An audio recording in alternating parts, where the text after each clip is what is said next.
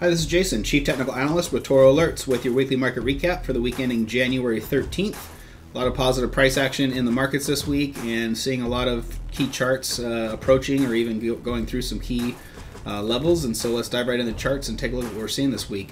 Starting out with the Bitcoin price, we saw a big move out of Bitcoin. We were just about 4 days ago sitting at about 17K on Bitcoin. As we're recording this on the 14th on Saturday, we are looking at a Bitcoin price where it peaked out just above 21K. And so we've seen a really positive development out of the cryptocurrency space this last week. And the question is whether or not we get a bigger rally going forward or not. We are getting pretty close to some key areas of resistance that we're keeping a close eye on. It actually looks like even where it topped out just today, right around 21,003 or 21,004. Is a potential area of resistance a few other times in recent past. But the bigger area of resistance that I'm really watching closely is this descending wedge. We've got a trend line in place here that we can see if we zoom out. And that started going all the way back into late 2021 when Bitcoin ultimately peaked out in price close to 70K and has been in a long-term downtrend ever since. And so we really need to see it break out of this trend line and move to the upside above that, ultimately hold it as support and then move higher. If I'm going to really believe in a bigger rally for the cryptocurrency space. So that's the key area that I'm watching on the Bitcoin chart. And we want to, right now, that would probably be somewhere between about 22.5 and about 23.5 or so, depending how long it takes us to get up there. But if we ultimately see price action break above those levels, then I would be getting a lot more bullish for the cryptocurrency space. Otherwise, right now, it's looking like this could just potentially be a bit of a short-term rally, and we need to really see price action break those levels if I'm going to get a lot more long-term or at least medium-term bullish in the cryptocurrency space. And if we do break that, we also do have this anchored VWAP sitting at about 25K, which would be another key area of resistance to kind of get through as well. So, so ultimately, if we got really above 25K, I'd start getting a lot more bullish. But I think there's a pretty good chance that somewhere between about 22.5 and 25K would likely be the top of this rally. But we'll just have to keep a close eye on that price action and see how it acts once we get up against these key areas on the Bitcoin chart. And then we take a look at Ethereum. Ethereum had a really nice move as well. 1225 to 1400 were two key levels we've identified in the past. We've ultimately seen a lot of sideways price action when Ethereum was in that range. We did have one breakout back in October, November. Ultimately just got to the 200-day and then failed. This time we actually got above that 1400 on Ethereum and also got above our major moving averages, including the 200-day. And so this move is looking a little bit more bullish than the last one for Ethereum. So we'll have to keep an eye on that and see ultimately if we can continue to head higher on Ethereum as well. But off a big steep move like this, I think even if we do ultimately see some further price action to the upside, I think it's probably setting up for a pretty good chance for at least even a short-term correction in this price action, and we'll just have to see if it ultimately is the top of this move or if this is just going to be a short-term correction and then ultimately see it head higher from here. But as long as we're above 1400 and that 200-day moving average, I think you could potentially stay long in Ethereum. If we lose that 200-day moving average, then I think it's time to get out of that trade and go back to either neutral or bearish. But things are, at least in the short term, looking pretty interesting in both Bitcoin and Ethereum. When we take a look at the total cryptocurrency market cap, we can also see that's back up above the 200-day moving average and currently sitting at about 932 billion. Just a couple of weeks ago, we were sitting at about 762 billion. So we've had a pretty aggressive move, not in just Bitcoin and Ethereum, but really across the entire cryptocurrency asset class. So things are starting to look short-term bullish in the space, but I think we still need to be cautious and see how price action develops over the next week or two to ultimately see if this thing's going to have some legs and ultimately head higher, if this is just going to be another bear market bounce before we ultimately put in a new low. And then we jump over to the S&P 500. We had a pretty interesting development going into the Friday close. We got back up above that 200-day moving average. We've only been up above that twice just last month in December, but before that really had been going all the way back to March of 2022 before we had seen price action get up above that 200-day moving average. So we've been under that level for quite some time, haven't been able to really stay above it for long. Even when we've gotten above it, it's just been a few days or maybe a week or so before we ultimately rolled over. So that's going to be the really key area to watch, is whether or not we can stay above the 200-day moving average, and even more important is this down channel trend line. We've been that's it's been acting as pretty strong resistance ever since the start of the sell-off. We've ultimately come up and retested that many times, and each time it's ultimately failed, and failed pretty aggressively. So each time we've kind of got up to these levels, it's been a pretty steep decline. So the big question is whether or not we ultimately fail going into next week, retest this thing, and then ultimately see a bigger sell-off, or are we actually going to get some price action above this, ultimately to have that turn into change from resistance to support, and then maybe we see the S&P head a bit higher. And so that's going to be a really key area to watch going into next week. And if we do see price action get above these levels and ultimately hold it as support, then I think we have to be at least short-term bullish for the markets. And then when we take a look at our breadth measures on the S&P 500, those are looking really good. We've got back up 77% of S&P 500 stocks above their 50-day moving average.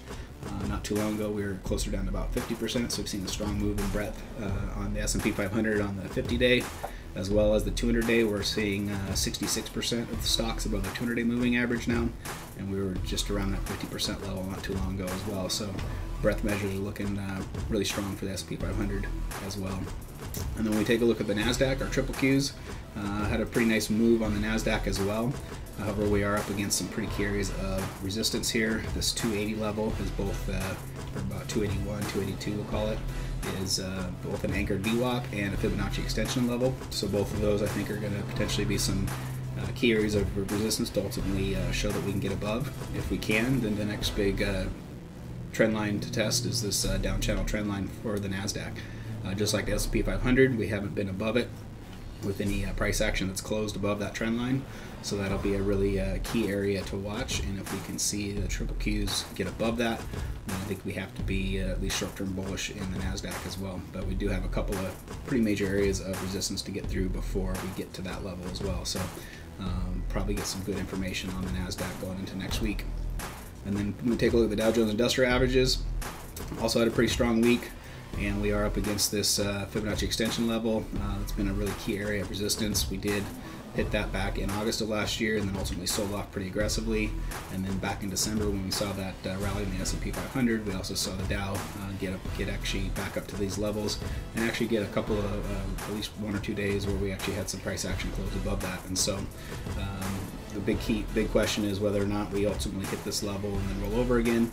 But if we can see the DIA get above, call it about 348 or so, with the price action closing above those levels, and I think we've got to be pretty bullish for the Dow as well. So short-term things are starting to look hopefully optimistic, but we are at some really key areas of resistance right now. So it could turn pretty quickly potentially. So we're going to have to really watch price action closely going into next week to ultimately see where the next move is from here. And then we take a look at our Dow Jones Transportation Index. Speaking of key levels, this is another big one here. We've got a pretty clear downtrend line established with a descending wedge pattern going all the way back to the highs in the transports back in November of 21, and we have not been able to get above those levels yet. So this will be a really key area to watch next week. We also have this Fibonacci extension level that we're just kind of right at or just slightly below right now. So if we ultimately see the transports get some price action to close above those levels, then I think that's got to be a pretty bullish sign for the transportation index as well. And then we jump over to the bond market, taking a look at the TLT chart. That's been a nice move as well. I've been actually trading bonds this year. I think the bond market's going to be a nice place to look for some opportunities in 2023, whereas 2022 was probably one of the worst years in the bond market history. But I think because we had such an aggressive sell-off in the bond market, really a historic sell-off last year, I think it's ultimately going to set us up for some nice upside moves in the bond market. And I'm actually trading a couple of bond moves right now, and as we can see in this TLT chart, the 20-year has been on a nice uptrend, both kind of medium term and short term. And so the next key level on the TLT that I'm looking for is that 200-day moving average, which is about 110.50 or so. And then we'll have to see if that ultimately acts as resistance, and if we see a bit of a correction in the TLT, or if we can see it break above those levels, then I'd be looking for a price move back up to about 121. And then we take a look at Russell 3000. Key chart here is this just channel trend line has been in place going all the way back to the Great Financial Crisis, and so it's been a very key area to watch for the price action in our markets. And as we've seen in 2022, we've been in this pretty steady down channel trend line within this bigger uptrend. And so we are approaching this 50-week moving average once again. We can see that we got up to those levels 1, 2, 3 different times, and each time we've failed off those. And now we're once again for the 4th time reaching that 50-week again, as well as the top of this down channel trend line. So if we can ultimately see price action break that, I think that has to be a pretty bullish sign for the markets, but we haven't done that yet, so we'll have to watch going into next week. I think there's a pretty good chance we'll have a pretty definitive answer on this chart, and a lot of these charts that we're seeing, it looks like we're ultimately going to get some big information going into next week, whether or not we break through some of these trend lines or we ultimately hit it as resistance and start to see a rollover in the markets. Same thing with the Russell 1000, Russell 1000, our large caps. We are still in a longer term downtrend, but we are also up against this trend line acting as resistance so far. So going into next week, we'll get a much clearer picture as to whether or not we can break up above that, which is also coinciding with about our 50-week moving average. So any price action breaking above that 50-week and this down channel trend line would be a pretty bullish signal for the large caps. Now, when we take a look at our small caps, we can actually see that we are looking even more bullish, and a lot of times small caps can lead the market, and so we're actually seeing a much more bullish price action in our small caps right now as we've actually broke through this down channel trend line, our descending wedge pattern, and we're also closed just slightly above that anchored VWAP at about 186. So if we can hold that going into next week and we see price action stay above that 186 level, and ultimately that VWAP turns into support rather than resistance, then I think there's potentially some nice upside moves out of small caps, and maybe we see a move back up to 204 or maybe even 210 on the IWM. But small caps are looking pretty bullish at the moment, especially if we can hold that anchor VWAP spot at about 186. And then we take a look at our growth versus value. We had a pretty strong week out of growth, but we're still in a more medium and longer term trend to the downside where value is outperforming growth. But if we can see this chart break this trend line here going into next week, that could be giving us a signal that maybe growth will start outperforming value. And if that happens, then I think that also potentially be a sign that maybe we'll get a bigger rally in the markets, because typically that the best rally we had in 2023 ultimately was when growth started outperforming value. So if we see that happen, I think that could be a sign to potentially look for some growth trades, and it also might be a signal that we might be getting a little bit more of a rally than I think a lot of people expected. I think a lot of people were very bearish and really positioned to the downside going into the calendar year 2023, and oftentimes when that happens, the markets very rarely sell off when everybody's prepared for it. So I think ultimately we might be setting up for a little bit of a rally to start this year out. When we take a look at our sectors, last 5 trading days ending January 13th, we can see a lot of most of the sectors we do track are pretty well in the green, and some of them are extremely in the green for the week. So we can see at the top of the leaderboard we have a couple of our ARC Innovation ETFs we track that are up 13 and almost 15%. We also saw strong moves out of solar and retail up 10.5% and 9.5%. And some of the other strong sectors were cloud computing, self-driving, steel, technology and robotics, all up about 7 to 8%. As we scroll down again, we can see most of everything's green on the week, and really down at the bottom of our list here, we can see the only sectors that were red on the week were the agricultural sector, just down negative 0.2%, as well as healthcare, negative 0.2%. And then we also saw consumer staples down 1.4%, and nat gas still in the bottom of the leaderboard, down 7.2%. So nat gas has just been absolutely decimated. I think a lot of it had just to do with the much warmer January that we've seen. Still think there's a really strong chance that nat gas is going to ultimately put a bottom in here pretty soon, and then probably have a pretty nice move to the upside. So I'm watching that one closely, but it's still just been getting absolutely beaten up in the month of January. And then taking a look at our oil chart, we've been kind of looking for a potential of a retest of that 200-day moving average, or 200-week rather, which is currently sitting at about 65 or so per barrel. I still think there's a decent chance we could head lower, but we saw a pretty strong week this week, opening up at about 73 and ultimately closing right around 80, or actually right at $80 a barrel. So if I'm going to really start getting bullish on oil prices, I want to see a break above that 21-week EMA, which is currently sitting at about 83.50. and then ultimately $85 has been a pretty key area of both support and resistance on this chart. So if we see it break that 21-week EMA as well as the $85 price point, then I think we likely have seen a bottom in, probably in the oil prices, but for now it still looks like we're in a more medium-term downtrend, and I still think there's a decent chance we might retest down to that 200-week moving average, but I wouldn't anticipate it coming down too much lower from there. And then take a look at our commodity index, the CRB. We talked about this key level at 267, and we've been kind of flirting with potentially a breakdown below that level, but each time we've kind of gotten just slightly below those levels, we've ultimately had a pretty big whipsaw right back up above it. And this week, these last couple of weeks, were just the same. We actually had a little bit deeper sell-off than the previous ones, with price action closing a little bit further down, but then we still saw a massive whipsaw back up above that level. So as long as we can kind of hold that 264 to 267 level, then I think it's pretty hard to get too short on the CRB. But if we ever do see that price action get below that, say 264 or so, then that could be setting us up for the next leg down lower in the CRB index. But so far, those levels have been acting as very strong support.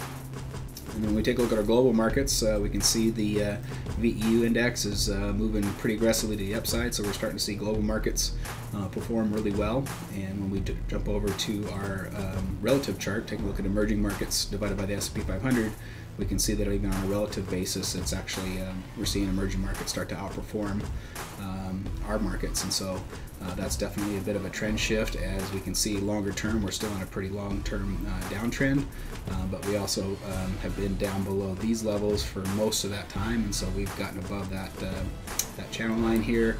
And if we can hold that and continue to head higher, then I think it's looking like the emerging markets are set up for a decent trade.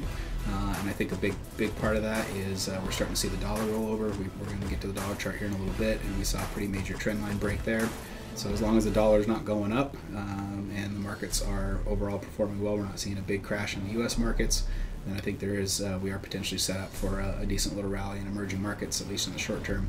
And some of the key levels I'd be looking for would potentially, if this rally has legs, maybe we'll get back up to the top of this channel here, and then that'll be the really key point to watch for, because as we can see when we zoom out, we can go back quite a ways, all the way back to 2014, and we've on relative terms, we've never been able to break above that trend line. So that would be a really key area to watch for, and we'll be keeping a close eye out on that, because if we can see emerging markets break through that, then that would be an extremely bullish sign, probably more medium to long term. But I think ultimately what is most likely is we'll probably see it maybe get up and retest those levels and then probably roll over. So we'll keep an eye on that going forward in the coming weeks. And then taking a look at our high yield corporate bond ETF, we've talked about this being a really good indicator as to the health of the market, and we identified these trend lines as if we were to get above and break above that resistance, then that would be pretty bullish for the markets. And ultimately that did occur 2 weeks ago, and then this last week we just continued to move to the upside on the HYG. We're now up against the 50-week moving average, so we'll see if that acts as resistance. But as long as we are above that 75 level on the HYG, I think that's telling us that we are set up for a potential short-term rally in the markets. And as long as we're not seeing a breakdown below that 75 level, then I think we can be somewhat confident that the markets aren't completely falling apart right now. And then jumping over to the precious metals, we've seen some big rallies out of gold and silver this year. We were looking at potentially what might have looked like a potential short-term top with a correction, but that ultimately didn't play out. We broke to the upside, and now we're up above 174.50, which was a key area of resistance. We can see we kind of hung out there for about 3 days with a price action, and then ultimately broke to the upside from there. So now that we're above 174.50, I think there's a pretty strong chance the next level to watch for is 186 on the GLD. And then I'd probably be looking for a little bit of a correction, but I'm definitely more medium to long-term bull in the precious metals. I think 2023 is shaking out to be a great trade setup for our precious metals after 2022 was pretty much all you wanted to do was be short or just ignore the space. But I think this year is setting up to be a really nice trade opportunity in both gold and silver. So looking for 186 for that next level to the upside on GLD. And then taking a look at silver, was actually thinking we might get a deeper correction here, but it looks like we kind of just corrected more sideways, and now it's starting to look like we might head higher. Ultimately, before I get long again on silver, though, I want to probably see price action get back up above about 22.50 and hold that level. because we could still be ultimately correcting either sideways, or we could still see a breakdown from these levels. So if we see SLV get up above that 2250 level and hold that, then I think we'd be looking for the next leg higher in silver. But as long as we're between 2120 and 2250, I think we've kind of got to be somewhat neutral and kind of wait for that price action to break out either to the upside or to the downside. And when we take a look at our interest rates, we can see our 2-year is on the week down, but we did have a little bit of a move to the upside to close the week out. 2-year interest rates closed out at about 2.38%. And then taking a look at our 10-year chart, we ultimately closed just above 3.5% on our 10-year on the week, but ultimately was a down week on the 10-year.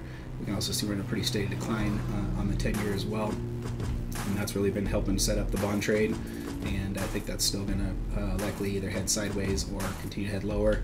I'm definitely starting to think that the probabilities that 4.3, 4.4 top in the 10-year is looking a lot more likely that was the top in the rates. And even if we do get another hike or two out of the Federal Reserve, I think it's a pretty strong probability that we're not going to see the 10-year get back up above that 4.3, 4.4 level. And so I think the bias is still to the downside, and we'll be looking for a retest of that 200-day moving average, which currently is sitting at about 3.3% of the 10-year. And then take a look at our 30-year, also in decline on the week, and ultimately sitting at this 150-week moving average. It's ultimately holding a support so far, and we closed the week off at 3.6%, and still looking for that to ultimately head lower and likely at least retest this 200-day moving average, which is at about 3.45%. And then take a look at our put call equity ratio. Anything above 1 is elevated put line protection. Obviously, we saw a pretty big spike a couple of weeks ago, and I think that was just a lot of people in the year getting really bearish, potentially worried about a big sell-off going into 2023. I do still think that sell-off is coming, but it's starting to look like that sell-off is not going to happen at the beginning of the year. As I mentioned earlier, typically when everybody's ready for the sell-off, it rarely occurs. So I think we're set up for a potential short-term rally in the markets, but at some point this year I think we'll be looking for a much bigger leg lower in the markets. But right now, put call equities are kind of normalized range. And then take a look at the dollar. We had a pretty big move out of the dollar on the week, ultimately hit a major support level and then broke through that. So we're now below the 103 level on the DXY, and that was a key area that we were watching. The 103, 104 was kind of the area we're looking at it to hold. It was starting to look like maybe we're getting a bottom potentially put in the DXY, but ultimately if we saw that 103 fail, then that definitely would kind of change my opinion on the move of the dollar, and that's definitely occurred this week. Closed the week out at 102 on the DXY, so I think ultimately we're heading lower on the dollar in the short term. And those next levels that I'm watching for, 100.5 is a really key area. As we've reached those levels, and it acted as very strong resistance in the past, and so that 100.5 is a key area on the DXY that I'm watching for. And if we do see it break below those levels, the next level of the downside would be about 97.75, which would also correspond almost perfectly with that 200-week moving average. So somewhere between 100.5 and 97.75 would be the next two levels to the downside I'll be watching to see if it can ultimately start to put a bottom in on the dollar at that point. And then we take a look at our yield curve, still extremely inverted on this one. The 10s minus 2s are negative 0.73, and our 10-year minus 3-month is negative 0.998. So still extremely oversold conditions on our yield curve, which I think is still signaling some long-term concern and caution for the markets. And then when we take a look at our VIX chart, VIX had a pretty substantial move to the downside this week, and we're ultimately at levels that we haven't seen going all the way back to about April of last year. And so we're seeing an extremely low VIX reading compared to most of 2023. And so I think if the VIX continues to stay below 20, that's also another sign that we'll likely see a potential rally continue in the markets. So that's going to wrap it up for the week. Thanks for tuning in. Make sure to download the ToroAlerts app on the App Store. We've got one for stocks and one for crypto. And you can also check us out at ToroAlerts.com.